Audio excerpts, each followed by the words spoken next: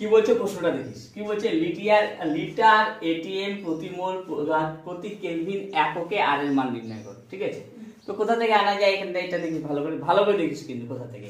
তো আমরা কি জানি, আমরা জানি যে এসটিপিতে এক মোল পরিমাণ যে কোনো গ্যাসের আয়তন কত 22.4 লিটার, 22.4 লিটার। ঠিক আছে, যেখানে প্রেসার কত হয়ে যাবে, প্রেসার হয়ে যায় কিন্তু 1 atm, 1 atm। ঠিক আছে, আর কিন্তু 1 মোল আছে, আর আয়তন 22.4 লিটার। টেম্পারেচার কত ধরবো আমরা, 273 কেলভিন ধরতে হবে। টেম্পারেচার কত, 273 কেলভিন। ঠিক আছে, তাহলে আর এর মান, আদর্শ গ্যাস সমীকরণটা কি ছিল, এর আগের দিনও করলাম, কি ছিল আদর্শ গ্যাস সমীকরণ, কি ছিল মনে আছে, ভুলে গেছিস, ছিল হলো PV = nRT, ছিল না, এটা ছিল।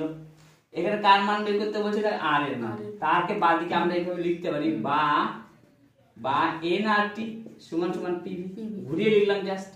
কার মান বের করতে হবে, আর কে কোন দিকে রাখবি, বাদিকে।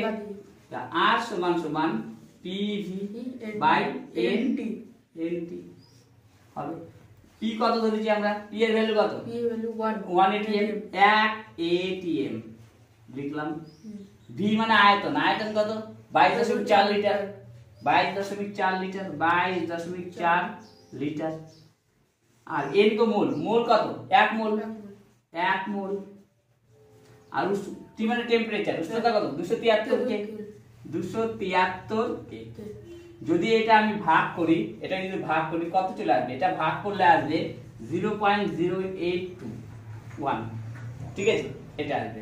আর উপরে কি আছে, এখন এটিএম আছে, এটিএম। ঠিক আছে, তারপরে কি আছে, লিটার। এটা আগে লিখলেও কোনো অসুবিধা, লিটার এটিএম লিখলেও কোনো অসুবিধা নেই। নিচে কি আছে, মোলটাকে উপরে নিয়ে যেতে হবে। মোলটাকে উপরে নিয়ে গেলে কি পাওয়ার কত হয়ে যাবে, -1। মোল কি হবে, মোল ইনভার্স বা প্রতি মোল লিখলে হয়। আর কেলভিনটাকে উপরে নিয়ে যেতে হবে, তাহলে কেলভিন ইনভার্স। এই হলো আমাদের আর এর মান, ঠিক আছে এটা।